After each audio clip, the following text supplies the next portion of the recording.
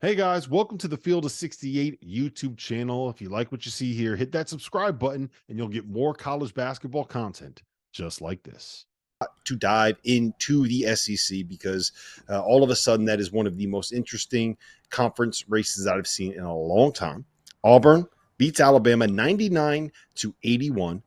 Tennessee wins at home against LSU, and there is now effectively a four-way tie atop of that league with Auburn, Alabama, South Carolina, and Tennessee, who's a half game back in the win column. But we got to start with Auburn, who put up 99 points on an Alabama team that is not exactly known for their defense. Mack, Jalen Williams, 26 points. Janaiah Broom, 24 points. They got 50 out of their front line. How good is this Auburn team?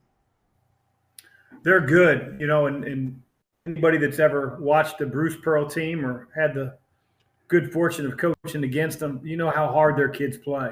And, obviously when Alabama's on the docket, they're going to be extra revved up. I think Janaiah Broom said before he was 0 for against Alabama. So they were loaded for bear. They played their asses off. For a long time in the first half, Rob, it was like one possession game, back and forth. And then the last 4 minutes of the first half, boom, the 15-2 run. I think the difference in the first half was just the turnover disparity. Alabama turned it over, I think, 10 times. Auburn had just one turnover. And then it really was never a game after that. I really like Auburn. Again, I think Bruce's teams play extremely hard. They've got that system. They run a little bit of a flex at you. He lets his guards have a little bit of freedom, but not as much as maybe in years past. So I really like where they're headed. Big win for them, not having beaten them in a long time.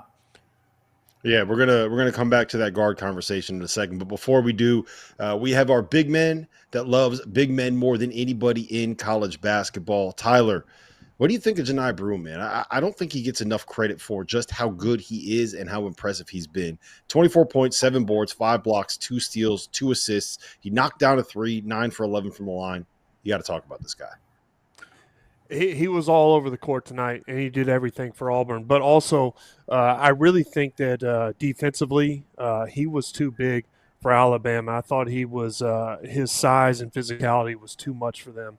And when I looked at the overall game, I would say that Auburn, they definitely had a size advantage and their physicality down low with Janaiah Broom, who is just an underrated big, and I've talked about it. I think he's one of the better bigs in the country.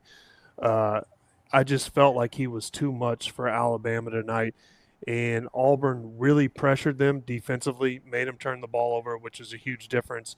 And for me, that was kind of what dictated the game.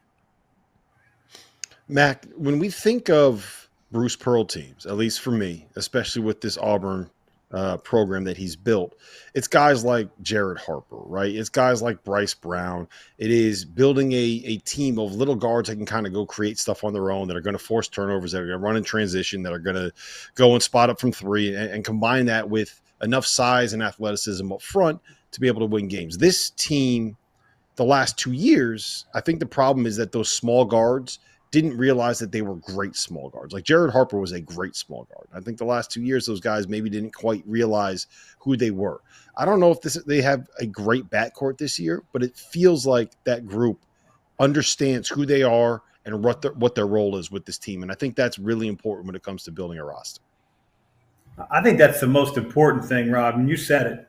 I think if, Trey Donaldson, for instance, was trying to play like, guards of yesteryear and taking some wild shots, I wouldn't necessarily trust Auburn as much as I do right now. But I think they know where their bread's buttered. They have a tremendous front court. Like Tyler talked about, Janaiah Broom was a monster inside. And then you pair him with Jalen Williams, who can do a little bit on the outside. He can get to the rim. He can shoot the 15-footer. They've got a very, very formidable front court, but I think it all starts with the understanding that their guards have that they're not the show. This isn't like the circus where they're coming down and taking wild shots like we've seen in years past. And, give Bruce Pearl his credit.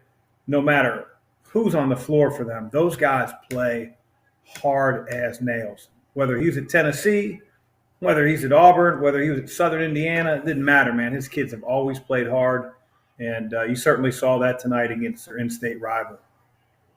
Yeah, Mac, with what Bruce has been able to build there, did you ever think that Auburn could get to the point where we're looking at it as one of the toughest home environments in the SEC, one of the best and most sustainable programs in college basketball? I mean, they've been right there at the top of that conference, one of the best conferences in the entire sport for like probably 6 to 7 years, though, at this point. Yeah, I mean, it's interesting. His first year at Auburn, we at Xavier played an away game. And, they were just starting to build their program. They'd only been there a handful of games. I think it was the game right before Christmas. Tyler knows all about those type of games. Mm-hmm. And, it was an okay crowd, but it was one of those crowds that because of their style, because of, Bruce's antics on the sideline, and he was trying to get the crowd pumped up. He's trying to establish his program. Those 7,000 or 6,000, whatever it was, it certainly wasn't a sellout. They were on their feet, and we went from having a 10-point lead at halftime to, losing a heartbreaker in overtime, and just you saw the very beginning of it that game. At least I did. But it's no surprise to me. I mean, he's won wherever he's been. He builds it. It is in the heart of football country, as we know, but his kids play hard, and I think that resonates with fans. And obviously, they've been really good. They've gone to multiple NCAA tournaments, so you give them a lot of credit. That where the program's at right now. Tyler, where do you stand on Alabama? Because I'm torn on them. I think when you watch them play, Mark Sears is as good as any point guard in college basketball. They can score as well as any team in the country. They get up and down the floor. It is not the easiest style of basketball to play against. But when things go bad for them, at Auburn, they gave up 99 points tonight. At Tennessee, they gave up 91 in a 20-point loss.